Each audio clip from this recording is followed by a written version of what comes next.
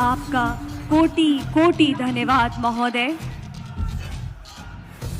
उपस्थित अतिथियों, अद्भुत एवं विराट व्यक्तित्व के आशीर्वाद का हम सभी को लाभ लेना है, जिनकी संकल्प शक्ति को दैवीय आशीर्वाद एवं 140 करोड़ भारतीयों का आत्मसात प्राप्त है।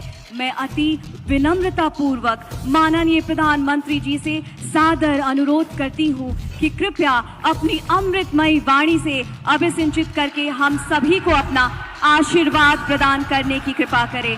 कृपया दोनों हाथों को उठाकर पुरजोर तालियों के उद्घोष के साथ अभिनंदन करें परम आदरणीय प्रधानमंत्री जी का। महर्षि वाल्मीकि के कर्मभूमि, माता सीता के शरण भूमि और लवकुश के ई भूमि पर हम सबके प्रणाम करतानी। राज्यपाल श्री राजेंद्र आर्लेकर जी, मंत्रिमंडल में मेरे सहयोगी नित्यानंद राय जी, उप मुख्यमंत्री विजय कुमार सिन्हा जी, सम्राट चौधरी जी, राज्य सरकार में मंत्री वरिष्ठ नेता विजय कुमार चौधरी जी, संतोष कुमार सुमन जी, सांसद संजय जायसवाल जी, राधा मोहन जी, सुनील कुमार जी, रमा देवी जी, सतीश चंद्र दुबे जी, अन्य सभी वरिष्ठ महानुभाव और बिहार के मेरे प्यारे भाइयों और बहनों, ये वो भूमि है जिसने भारत की आजादी की लड़ाई में नए प्राण फूके, नई चेतना का संचार किया। इसी धरती ने मोहनदास जी को महात्मा गांधी बना दिया।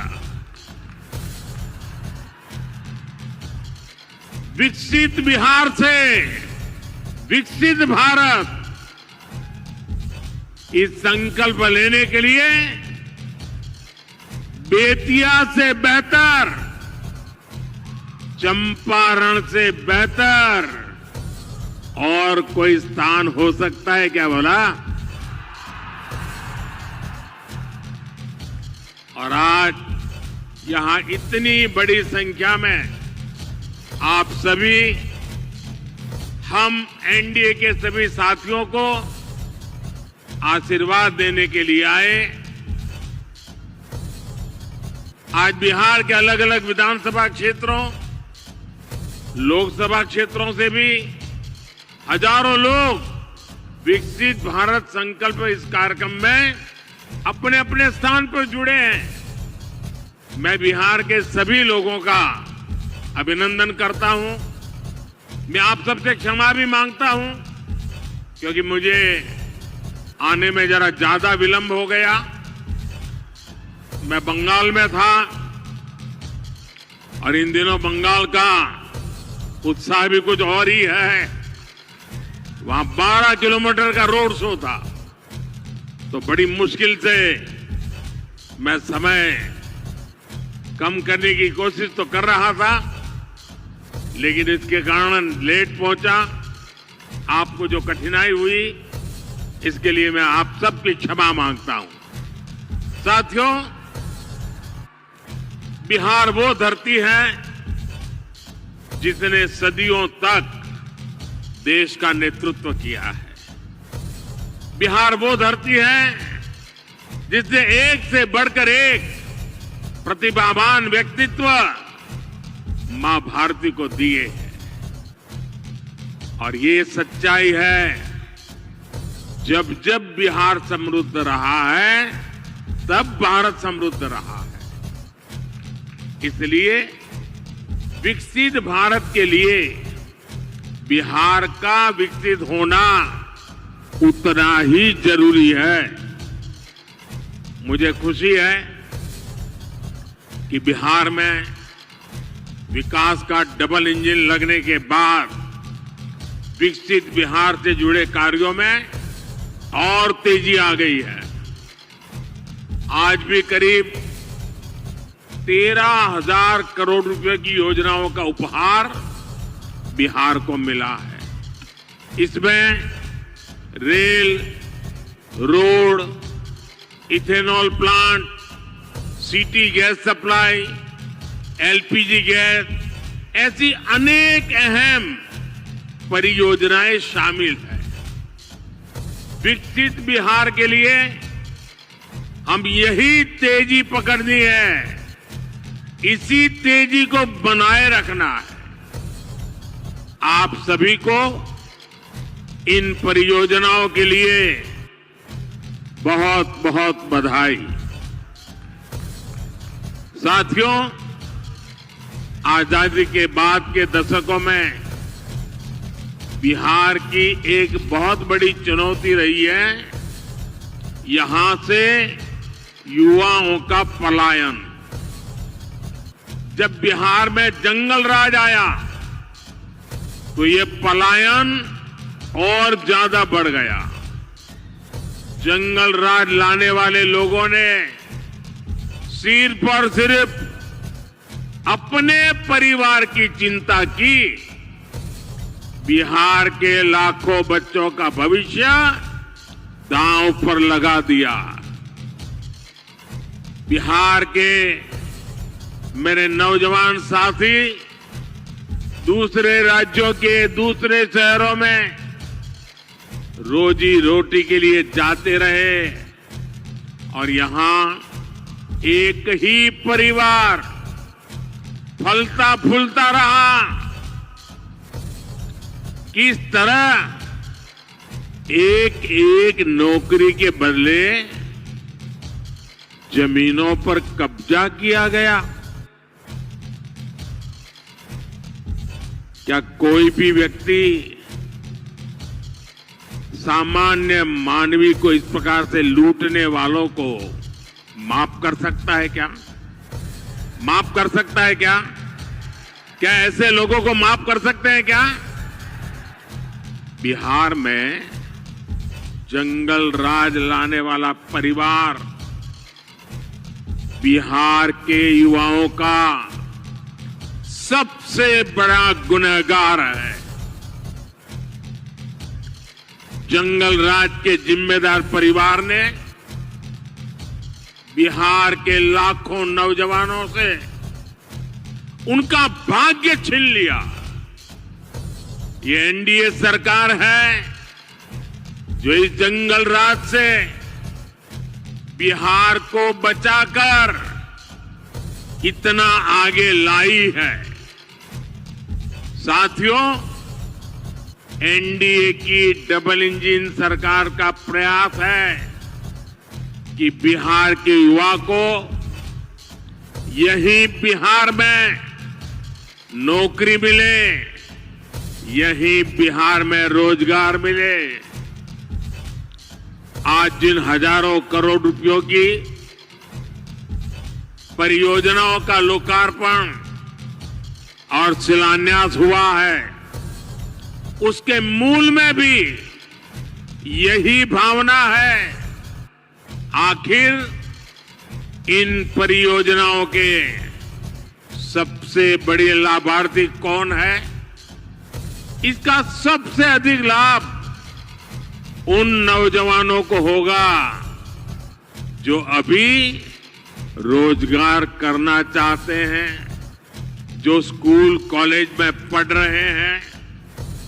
आज गंगा जी पर 6 लेन के 6 लेन के केबल आधारित ब्रिज का शिलान्यास हुआ है।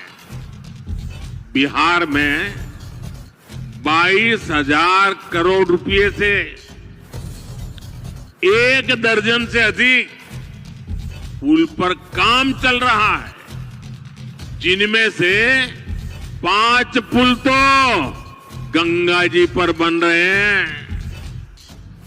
ये पुल, ये चौड़े रास्ते ही वही तो विकास का मार्ग बनाते हैं, उद्योगों को लाते हैं। ये जो बिजली से चलने वाली ट्रेनें चल रही है, वंदे भारत जैसी आधुनिक ट्रेनें चलने लगी है, ये गति किसके लिए है?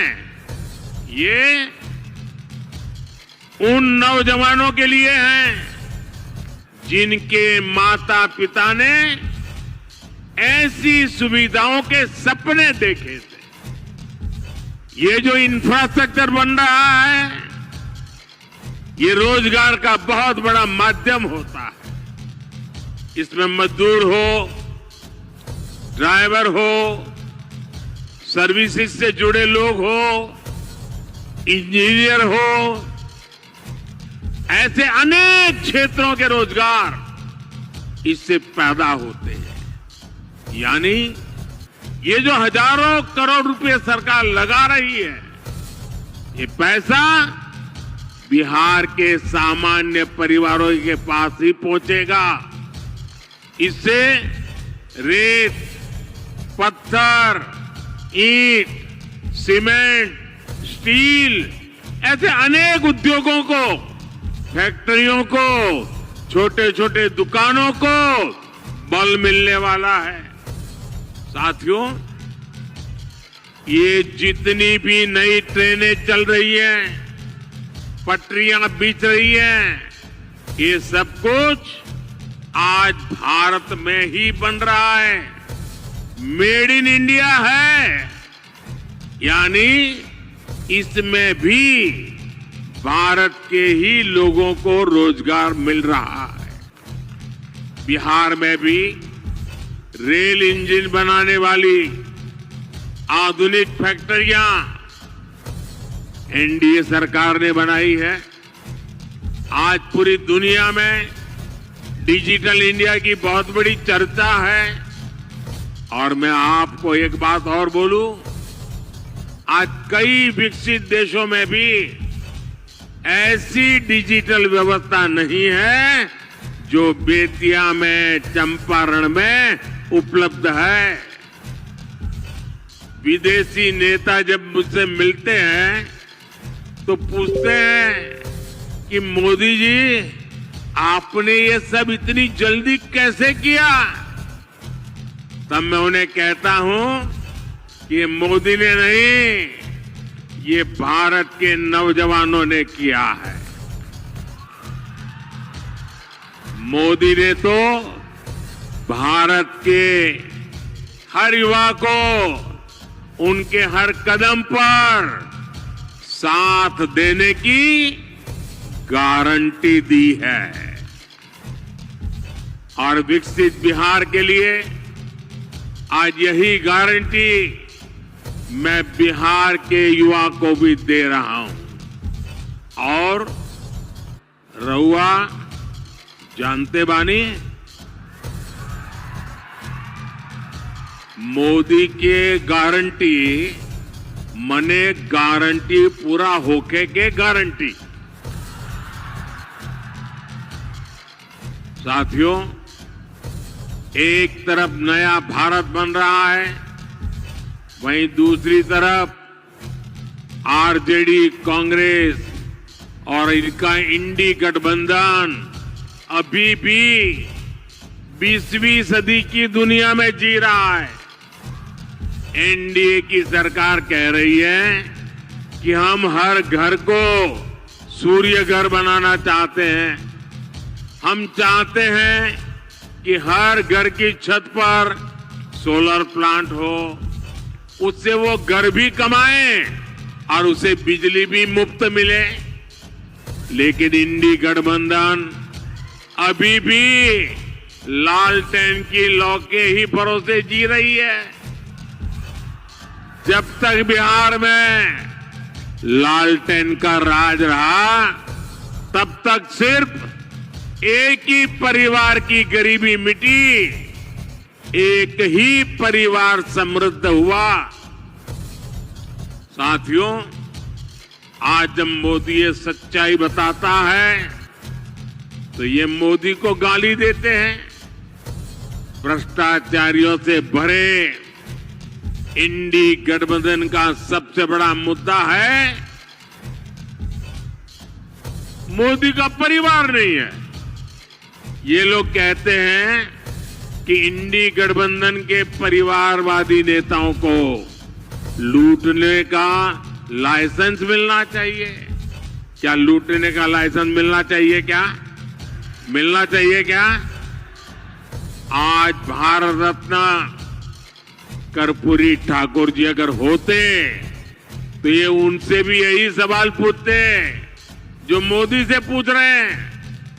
परिवारवाद और भ्रष्टाचार के कट्टर समर्थक ये आज पूज्य बापू जेपी लोहिया बाबा साहब आंबेडकर को भी कटघरे में खड़ा करते हैं। इन्होंने भी तो अपने परिवार को बढ़ावा नहीं दिया बल्कि देश के हर परिवार के लिए जीवन खपा दिया। साथियों, आपके सामने वो व्यक्ति है जिसने बहुत छोटी आयु में घर छोड़ दिया था। बिहार का कोई भी व्यक्ति किसी भी राज्य में रहे लेकिन छठ पूजा पर, दिवाली पर घर जरूर लौटता है। लेकिन वे मोदी जिसने बचपन में ही घर छोड़ दिया, मेरा कौन सा घर है जहां मैं लौटूं? मेरे लिए तो पूरा भारत ही मेरा घर है। हर भारतवासी मेरा परिवार है। इसलिए आज हर भारतीय कह रहा है,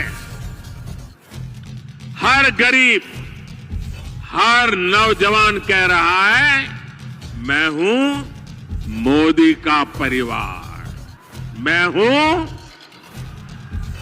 हूं हम बानी मोदी के परिवार। साथियों, मैं गरीब की हर चिंता खत्म करना चाहता हूं। इसलिए मोदी अपने गरीब से गरीब परिवार को मुफ्त राशन दे रहा है, मुफ्त इलाज की सुविधा दे रहा है। मैं चाहता हूं कि महिलाओं की जिंदगी से कठिनाइयां कम हो, इसलिए मोदी महिलाओं के नाम पक्के घर दे रहा है, टॉयलेट दे रहा है, बिजली पहुंचा रहा है, गैस का कनेक्शन लग रहा है, नल से जल की सुविधा हो रही है। ऐसी चीजों पर काम कर रहे हैं। मैं चाहता हूं कि मेरे देश के नौजवानों का भविष्य बेहतर हो। इसलिए मोदी रिकॉर्ड संख्या में मेडिकल कॉलेज बना रहा है, एम्स बना रहा है, आईआईटी बना रहा है, आईआईएम बना रहा है।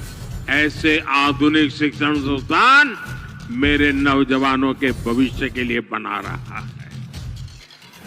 मैं चाहता हूं मेरे देश के किसानों की आय बढ़े, वो और सशक्त हो। इसलिए मोदी अपने अन्नदाता परिवार को ऊर्जादाता और उर्वरक दाता बना रहा है। आज बिहार समेत देश भर में इथेनॉल के प्लांट लगाए जा रहे हैं। कोशिश यही है कि गन्ना किसानों, धान किसानों की उपज से देश में गाड़ियां भी चले और किसानों की कमाई भी बढ़े। कुछ दिन पहले ही एनडीए सरकार ने गन्ने की खरीद का दाम 340 रुपये प्रति क्विंटल कर दिया है। कुछ दिन पहले ही एनडीए सरकार ने दुनिया की सबसे बड़ी अनाज भंडारण योजना शुरू की है। इसके तहत देश में, बिहार में हजारों गोदाम बनाए जाएंगे। बिहार के मेरे छोटे छोटे किसान परिवारों का जीवन आसान हो, इसके लिए पीएम किसान सम्मान निधि के तहत भी उन्हें हजारों करोड़ रुपए की मदद दी गई है। यहां बेतिया के ही किसानों को करीब करीब 800 करोड़ रुपए पीएम किसान सम्मान निधि के मिले हैं। और इन परिवारवादियों ने आपके साथ क्या किया, इसका एक उदाहरण मैं आपको देता हूं। यहां बरौनी का खाद कारखाना कब से बंद पड़ा था? इन परिवारवादियों को कभी इसकी चिंता नहीं हुई। मोदी ने किसानों को, मजदूरों को इसे फिर से शुरू करवाने की गारंटी दी थी। आज ये खाद कारखाना अपनी सेवा दे रहा है और नौजवानों को रोजगार भी दे रहा है। और इसलिए ही लोग कहते हैं मोदी की गारंटी यानी गारंटी पूरा होने की गारंटी। साथियों, चुनाव में ये जो इंडी गठबंधन वाले हैं ना, उनको पता है अब वो कहीं के रहने वाले नहीं हैं। और अपनी हार तय देख इंडी गठबंधन के निशाने पर खुद भगवान राम भी आ गए हैं। यहां बेतिया में मां सीता की अनुभूति है, लव कुश की अनुभूति है। इंडी गठबंधन के लोग जिस तरह प्रभु श्री राम और राम मंदिर के विरुद्ध बातें बोल रहे हैं, ये पूरे बिहार के लोग देख रहे हैं। और बिहार के लोग ये भी देख रहे हैं कि भगवान श्री राम का अपमान करने वालों का साथ कौन दे रहा है। यही परिवारवादी हैं जिन्होंने दशकों तक राम लला को टेंट में रखा। यही परिवारवादी है जिन्होंने राम मंदिर न बने इसके लिए जी तोड़ कोशिश की। आज भारत अपनी विरासत, अपनी संस्कृति का सम्मान कर रहा है, तो इन लोगों को इसकी भी परेशानी हो रही है। साथियों, ये क्षेत्र प्रकृति प्रेमी थारू जनजाति का क्षेत्र है। थारू समाज में प्रकृति के साथ प्रगति की जो जीवन शैली हम देखते हैं, वो हम सबके लिए सबक है। आज अगर भारत प्रकृति की रक्षा करते हुए विकास कर रहा है, तो इसके पीछे थारू जैसी जनजाति की भी प्रेरणा है। इसीलिए तो मैं कहता हूं कि विकसित भारत के निर्माण के लिए सबका प्रयास चाहिए, सबकी प्रेरणा चाहिए, सबकी सीख चाहिए। लेकिन इसके लिए एनडीए सरकार का 400 पार होना उतना ही आज जरूरी है कि नहीं है? कितना देश को तीसरी सबसे बड़ी अर्थव्यवस्था बनाने के लिए एनडीए गरीबी से लोगों को बाहर निकालने के लिए एनडीए युवाओं को रोजगार के नए अवसर देने के लिए एनडीए गरीबों को पक्के घर देने के लिए एनडीए 1 करोड़ घरों में सोलर पैनल लगाने के लिए एनडीए 3 करोड़ लखपति दीदी बनाने के लिए एनडीए देश के कोने कोने में वंदे भारत ट्रेन चलाने के लिए विकसित भारत विकसित बिहार के लिए